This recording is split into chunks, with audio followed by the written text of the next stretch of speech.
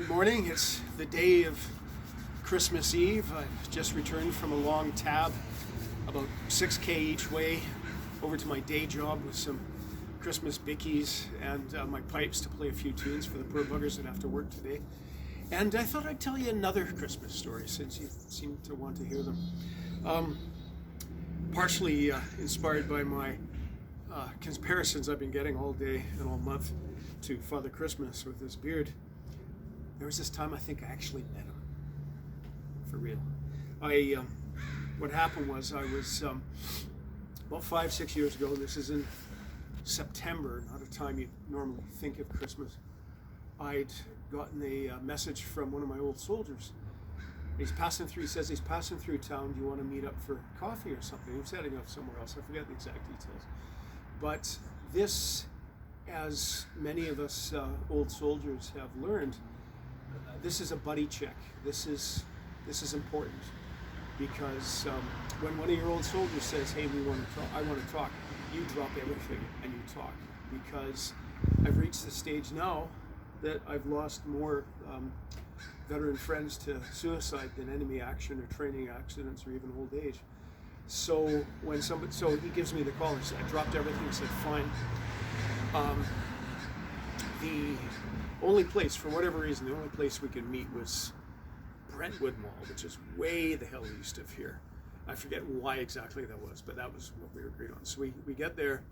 Took a while to find each other. We go into the mall. We go to the food court. We sit down. We have a coffee, chat for a bit, and because one thing I'm thinking, and this has happened to me more than once, is a soldier makes a farewell tour. You know, he goes around, meets all his friends, give them one last happy memory, and then like that, right?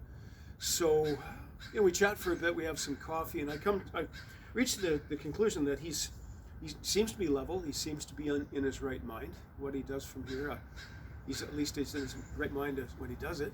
Okay. So we finish this, and we're like, okay, do you remember how we got here? Which way do we go? Because the mall is, as I recall, it's a central hub and spokes, the halls radiating out from it. And it's indoors, so I can't tell where north is. And we're like, geez, do you remember which way we came?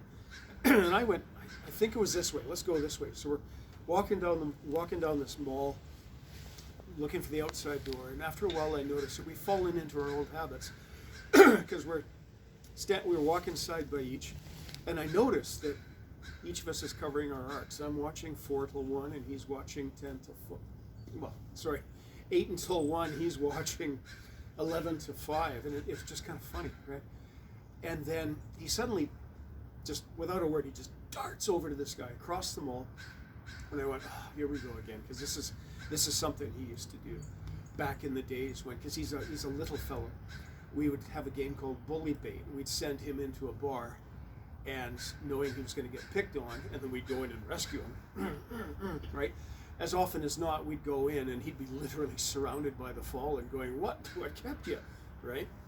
So I'm like, oh, here we go. So he's darted across to this guy, and immediately I think, I see this fellow, and you'd think he was a department store Santa showing up for work, except it's September. And so my mate's gone across and shaking his hand, saying, "Hey, Merry Christmas, son." I go, oh, and I go over the quickly and says, "I'm sorry, sir. I let him off his leash for a minute." And then I look at this guy, and all of these impressions, quicker than it takes to describe. He looks like a department store Santa. He's got the build, right? He's got the real beard. He's got the real flush cheeks, and it's not makeup. But he's also wearing a vicuña coat. And if you've never seen a vicuña top coat, they cost like a year of my pay, right? They're upwards of $40,000 to $80,000. Maybe that's not a year of pay. Anyway. But he's wearing extremely expensive clothes. He's wearing a set of boots by Locks. And I know those are $800 boots because I got a pair myself. And he gives the impression of having just been to the barber, just for a little freshen up. And you get the further impression that this is part of his daily routine, is a trip to the barber in the morning routine. So he's a gentleman of wealth and style.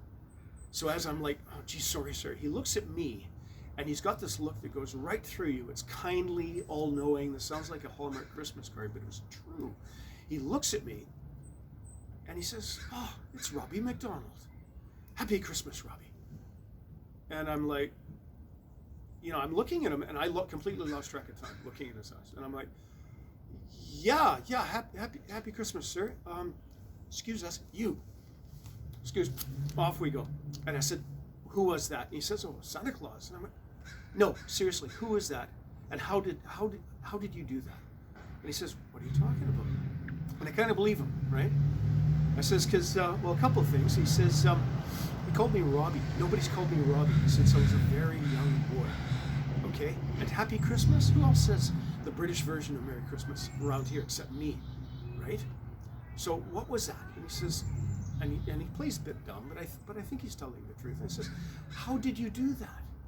Because if that was a setup, you would have needed a guy like that in every one of these aisles. There's four other aisles, and you don't have that sort of money. I says, you're not wearing a wire, and I didn't see you do any tell to a third party. So how did that happen? He says, I don't know. He says, that was Santa Claus. And I went, yeah, well, it might have been, right? So this was kind of, what the hell?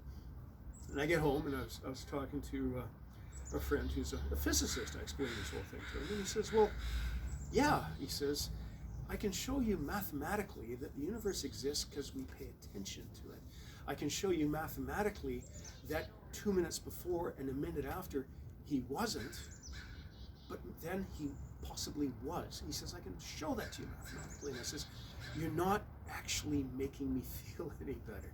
So there you are. There's a Christmas story where I might have actually really met the male avatar of winter, who is now Santa Claus, but was once Father Christmas, and what I think the Russians have it as, they call him Father Winter, who was Odin, and before that, again, the male personification of the winter. There's my weird Christmas story / ghost story for you. Happy Christmas and a good New Year to you.